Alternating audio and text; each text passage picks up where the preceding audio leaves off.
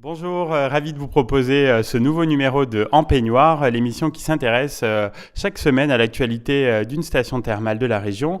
Vous avez pu le constater ces dernières semaines, notamment dans l'émission, ça bouge pas mal à Vichy en ce moment avec une vraie dynamique pour redonner à la station le titre de Reine des Villes d'Eau. Charlotte Benoît, première adjointe au maire en charge entre autres de la culture, était notre invitée il y a quelques semaines pour un été à Vichy. Aujourd'hui, on va faire un zoom tout particulier sur le festival d'été de l'Opéra de Vichy qui va se dérouler du 14 juillet au 15 août. Cela faisait longtemps que je voulais que son directeur, par ailleurs directeur de la culture de la ville de Vichy, soit mon invité. C'est chose faite aujourd'hui. Bonjour Martin Cuy. Bonjour. Alors, avant de s'intéresser au festival d'été, on va parler un petit peu de vous. Donc, ça fera presque un an que vous avez pris vos fonctions à Vichy. Quel regard vous portez sur l'année écoulée ? Écoutez, j'ai l'impression d'avoir vécu déjà plusieurs vies ici à Vichy. Je suis arrivé le 16 octobre, mais en effet, j'ai postulé au mois de juin 2017. Ensuite, il y a eu plusieurs étapes jusqu'à ma nomination. Et j'ai déjà l'impression d'avoir deux vies, d'un côté directeur de la culture, de l'autre directeur de l'opéra, puisque c'est un double poste, mais normalement vous êtes à 100% sur ces postes.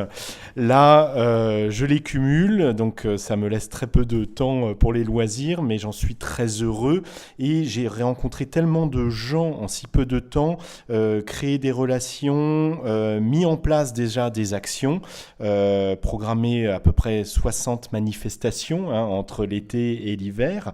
Donc, j'ai pas eu l'impression de chômer non plus. Donc, vous avez atteint une partie de vos objectifs ? Où je suis très très loin d'avoir atteint mes objectifs. Moi, je crois beaucoup au cycle.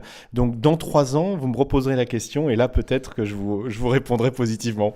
Bon, je reviendrai alors dans quelques temps. Alors, à 35 ans, vous avez un parcours professionnel bien rempli. C'est ce parcours riche en rencontres et en formations qui a séduit l'équipe municipale, vous pensez ? Oui, et je pense qu'ils ont déjà privilégié la jeunesse, mais une jeunesse qui est expérimentée d'une certaine manière. Alors, je n'étais pas expérimenté dans le domaine des collectivités territoriales, donc là, je découvre, venant du milieu associatif, j'en apprends tous les jours, c'est passionnant. Je découvre aussi des milieux comme le milieu des médiathèques, des bibliothèques, que je ne soupçonnais pas toutes les nuances, toutes les problématiques qui pouvaient composer ces lieux. Et donc, c'est passionnant. Tous les jours, je me dis, j'ai énormément de chance d'être ici, d'être ancré aussi sur un territoire, sur une ville aussi magnifique. Votre arrivée à la direction des affaires culturelles coïncide avec une volonté forte de faire de l'opéra un lieu incontournable dans le paysage culturel local, national, voire européen.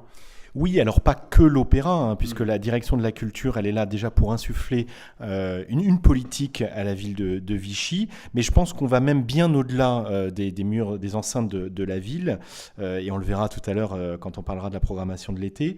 Mais c'est vrai qu'on a souhaité, le maire Frédéric Aguilera et Charlotte Benoît, la première adjointe, ont souhaité que Vichy, que la culture soit une priorité de la ville de Vichy, fasse partie des 4 priorités, et donc, on crée une direction de la culture et on souhaitait aussi qu'il y ait plus de diversité dans la programmation, qu'on puisse s'adresser à un plus large public, qu'on puisse ouvrir aussi les portes de nos lieux, que ce soit le centre culturel, la médiathèque et bien sûr l'opéra.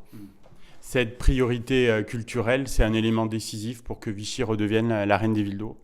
C'est primordial puisque Vichy a toujours été associé au thermalisme, au sport et à la culture. Et si aujourd'hui on possède de tels équipements, surdimensionnés pour une ville de 25 000 habitants, je rappelle, un opéra de 1483 places, un centre culturel qui fait 450 places, et puis je passe d'autres salles, l'Auditorium Eugénie, également 400 places. Donc d'avoir tous ces équipements aujourd'hui, il faut réussir à les animer, les faire vivre et attirer un large public bien bien au-delà des frontières de Vichy. Donc ça a été déjà le cas avec le travail admirable qui a été réalisé par Diane Paula, ma prédécesseur, et puis par Karim Boulaya au Centre culturel. Mais maintenant, il faut passer à la vitesse supérieure et vraiment ne plus confronter d'un côté le tourisme avec de l'autre la culture. Tout ça doit marcher dans un même sens. Vous disposez d'outils de travail exceptionnels. On imagine que c'est appréciable au quotidien. C'est très appréciable, mais en même temps, comme je l'ai dit tout à l'heure, ces lieux, il faut les faire vivre. On a une équipe qui n'est pas forcément dimensionnée pour gérer un tel lieu, mais j'ai autour de moi des agents, des salariés absolument extraordinaires. Et quand je dis, par exemple, que nous n'avons que 4 régisseurs à l'Opéra de Vichy, et qu'en plus, ces régisseurs se partagent leur temps entre les congrès et la culture, dans les autres salles, dans les autres opéras, dans les autres salles de spectacles vivants, ils sont tous épatés et étonné. Eh bien, merci Martin Kubisch. On va faire une pause musicale et on se retrouve juste après pour parler plus précisément du festival d'été de l'Opéra de Vichy.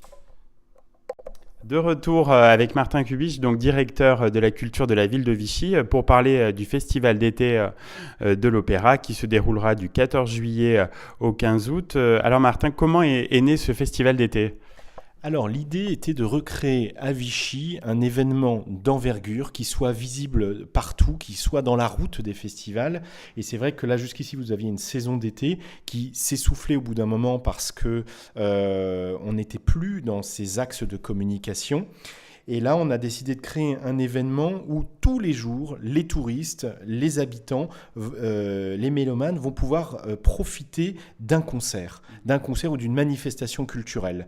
Et puis, que ce soit en entrée libre, en extérieur, en intérieur, ou des spectacles payants à l'opéra. Donc tout ne se passera pas à l'opéra ? Non, loin de là, justement, ça fait partie du projet, et j'en parlais tout à l'heure, c'est d'ouvrir les portes de l'opéra et que l'opéra s'ouvre à son territoire. Donc on donnera des concerts aussi bien dans la ville de Vichy, un peu partout, sous les kiosques, la terrasse du Palais des Congrès, mais également en déambulation dans la ville. Et puis nous irons à l'extérieur, dans les communes de Vichy Communauté. Il y aura une petite tournée avec un spectacle qui s'appelle Tonicello, avec un violoncelliste complètement décalé qui chante, qui joue la comédie.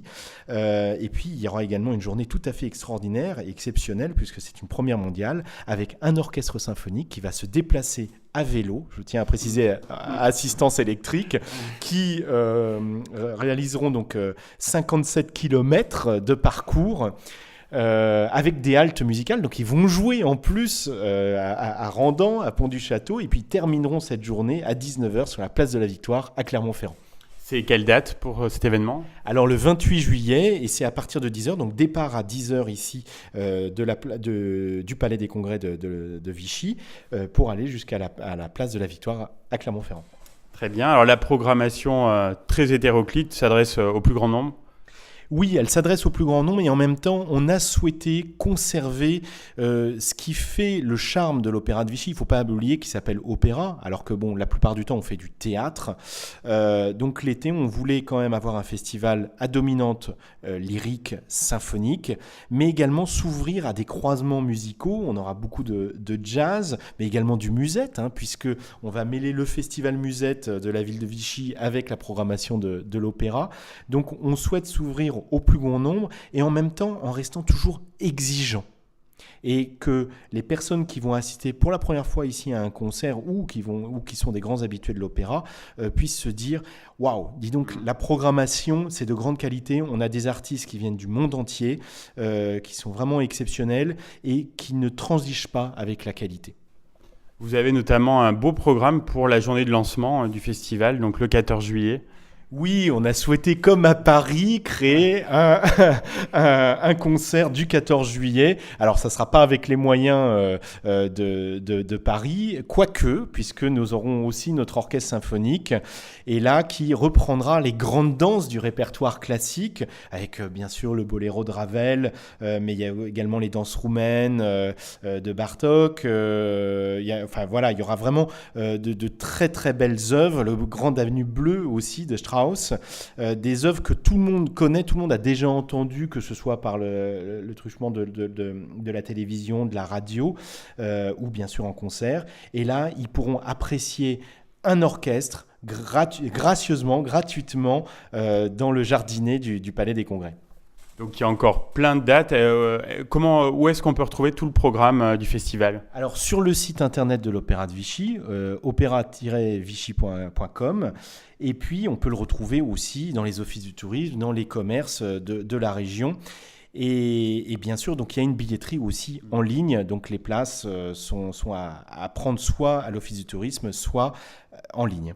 Donc c'est soit à l'unité aussi, où on peut avoir un pass pour toutes les dates, pour plusieurs dates ? Oui, on a souhaité aussi avoir un marqueur sur les places que l'on propose, avec une billetterie, une tarification simplifiée, avec des prix ronds, et puis également la création de passes festival. Vous avez le 3 places, 6 places, et puis le pass intégral qui est tout à fait abordable et qui permet d'avoir de voir tous les spectacles à un tarif très préférentiel. Martin Kubich, est-ce que vous voulez nous citer un ou deux autres temps forts de ce festival, puisqu'on ne pourra pas tout citer, mais... Alors, il y en a tellement, mais je vais en citer 3-4. Donc, le premier, ça sera le 17 août, puisqu'on recevra Clément Ducol, qui est l'arrangeur de nombreuses personnalités, notamment du jazz, qui est le compagnon de Camille. Et là, on va proposer un hommage à Nina Simone, avec orchestre symphonique, orchestre de jazz, et puis des chanteurs. 17 juillet, je crois. 17 juillet, oui, voilà. Exactement, à 20h. Et puis ensuite, on aura Werther en version de concert avec un cast international le 22 juillet à 18h. Le Barbier de Séville, ça sera les 27 et 29 juillet dans une mise en scène très colorée du Centre lyrique d'Auvergne, donc à 20h le 27, à 15h le 29. Et puis, on terminera et clôture avec un concert lyrique également. Ça sera le mardi 14 août avec un programme entièrement consacré à Verdi. Très beau programme, ça donne envie. Alors j'ai une dernière question rituelle dans l'émission. Quand vous êtes-vous retrouvé en peignoir la dernière fois ? Hier, c'était pour une séance photo, mais sinon j'ai beaucoup l'habitude d'aller dans les spas parce que j'aime beaucoup l'eau et notamment l'eau thermale. Eh bien, merci beaucoup Martin Kubich. On vous souhaite vraiment un très bel été et puis vraiment un plein succès pour ce festival d'été de l'Opéra. À bientôt sur Logos FM. À bientôt, merci beaucoup.